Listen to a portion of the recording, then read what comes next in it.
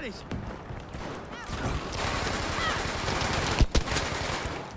guys, this is Mattias, and with the new map Operation Underground that came with the October update, or the 1st of October update, I decided to go back to Battlefield 5 and check it out again after being away from this game for a quite long time. Now there's a lot of players in the Battlefield community that has been very excited about this new map, mainly for nostalgic reasons. This map has a lot of similarities to Operation Metro that we had in Battlefield 3.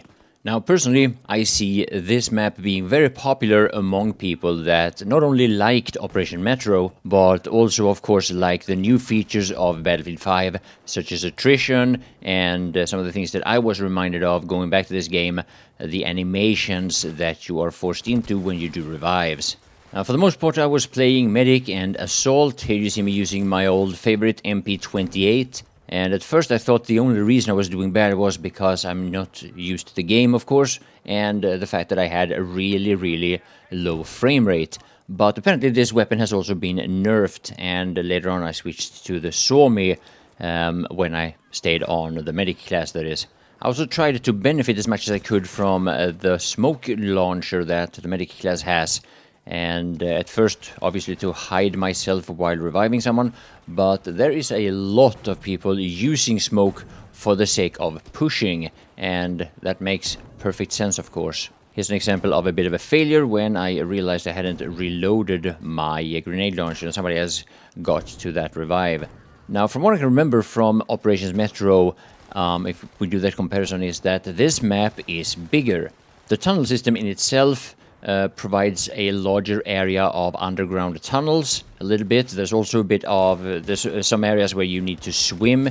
I was close to drowning several times actually. And during this time of trying out this new update, I only played this map, but I played on servers that had game mode rotation. So I played a little bit of Conquest, a little bit of Operations, and yeah, whatever it was. Now, one of the things that might be important to some players when it comes to choosing between, for example, Battlefield 1, Battlefield 5, and in some cases also the new Modern Warfare, is performance.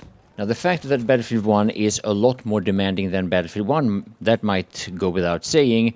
Normally we see that with every new Battlefield game. But what was surprising to me was that I didn't have any performance issues playing the beta of Modern Warfare. Going back to Battlefield 5 here, however, it is a massive issue for me, and I can't actually enjoy the game at all based on the low frame rates. Now, during the time that I actually did play Battlefield 5 on a regular basis, it lasted for like, I don't know, 4 or 5 months. This is something that I experienced more or less depending on the map and depending on where on the map I was. But many times I could actually find a way to work my way around it. Many times if I just planned my gameplay and avoided certain areas of certain maps, I could have decent frame rates for the most of the time. Now, if you really like this type of gameplay and you play on PC, you need to make sure that you have a decent computer. Mine is getting a bit old for gaming, and it's the processor that is bottlenecking. But since I'm still playing Battlefield 1, I can make do for now. And hopefully, if I reach my donation goal, then I'll be able to upgrade sometime in the early part of next year.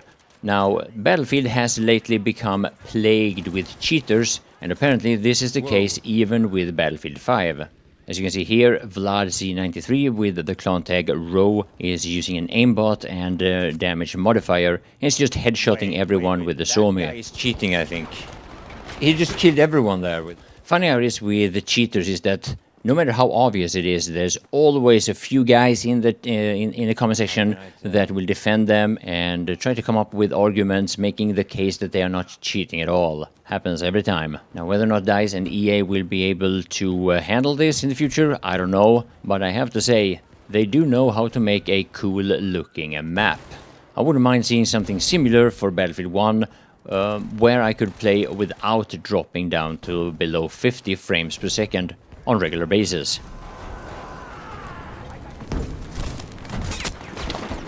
Yeah, that guy is cheating. He just, look at, that guy is cheating.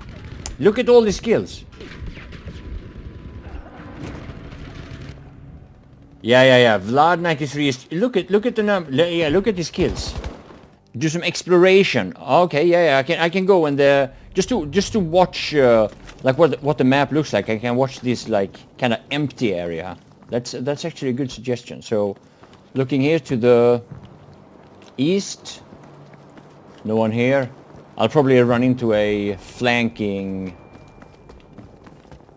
squad here or something. Alright, people have built their fortifications. Nice little vegetation. So there's definitely been some bombings here.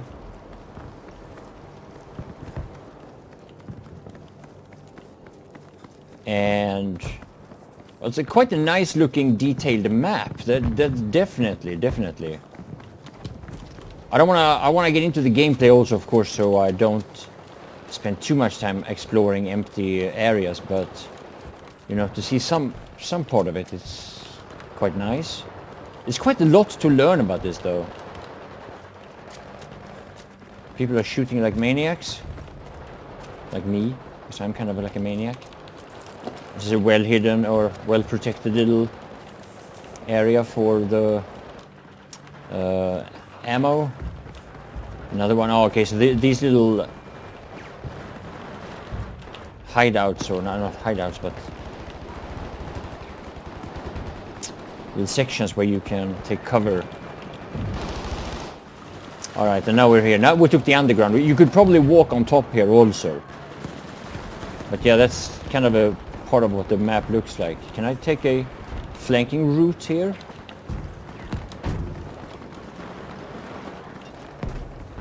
Alright, so there is definitely a...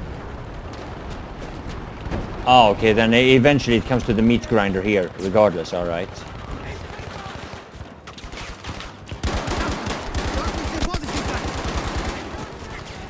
Now obviously a map such as this will have a lot of choke points where explosives and in this case the incendiary will be really powerful. Check that out.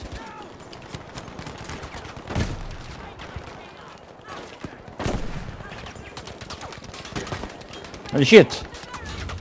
They kind of died there. Now whether or not this is a good thing or a bad thing, that is something that I leave entirely up to each and every one of us to decide. But I think there are very few, if any, experienced first-person shooters who will be surprised with this. Either you benefit from it, or you try to avoid it and play around it, or you just simply choose other maps to play. Now, all things together, I think that the map is a good map. It's a nice map. It was fun to see it. It was nice to explore it and check it out and all that. To me, my overall experience is that the map really doesn't matter that much. It's my opinion about Battlefield 5 as a whole that decides whether or not I'm going to play this game. And so far, I'm sticking to Battlefield 1. I feel a little bit cornered here. See what I'm saying there? I feel cornered.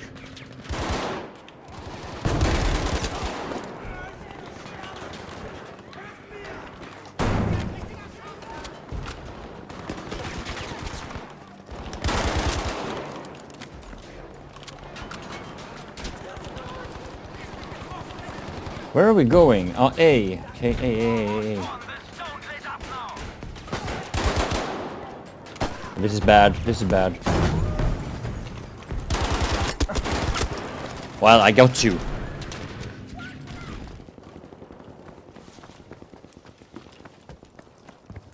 We now control enough objectives to sway the outcome of this battle.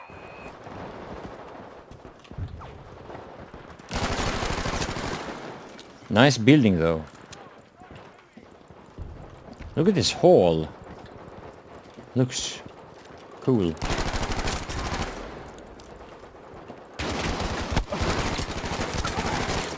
No!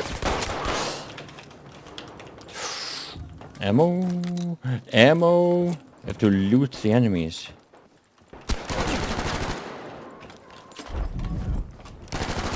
No! Fuck!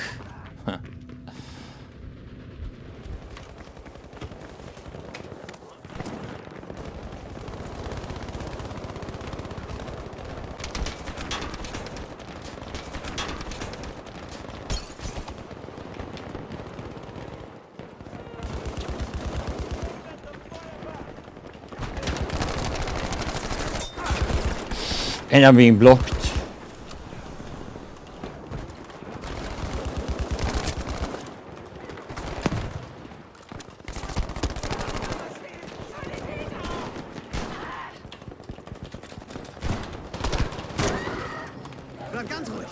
Bin ja da.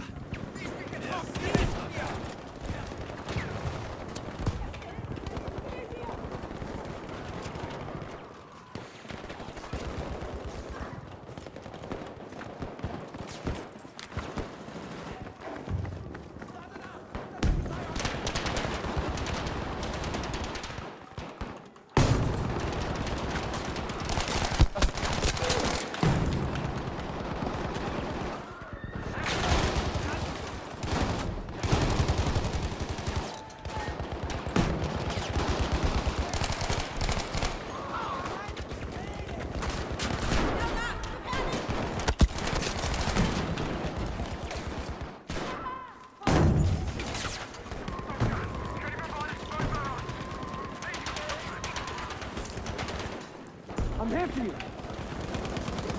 Take it. First aid.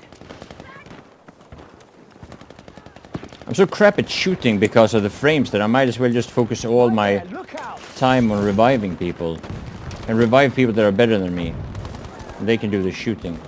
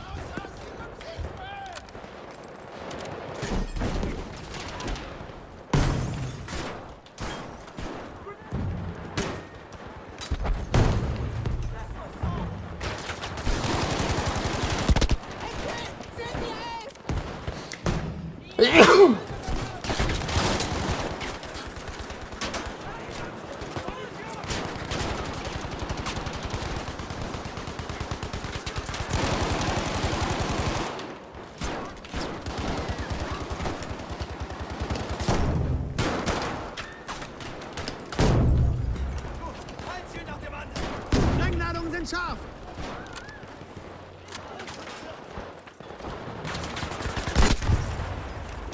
Oh, explosives.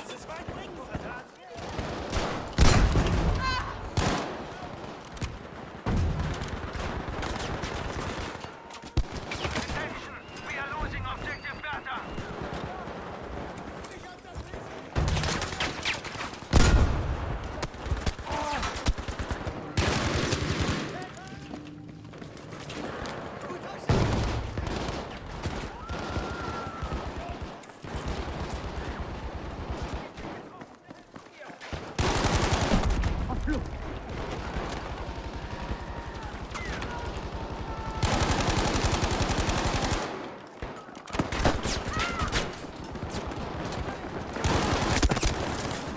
Whoa. How do you like my... Oh, thank you. How do you like my frames, huh?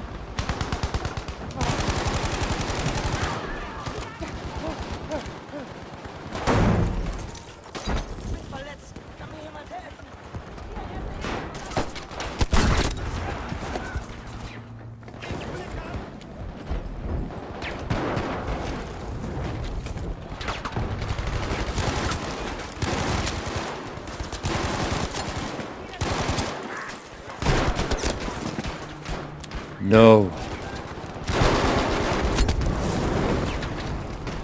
Oh, I went into that fucking...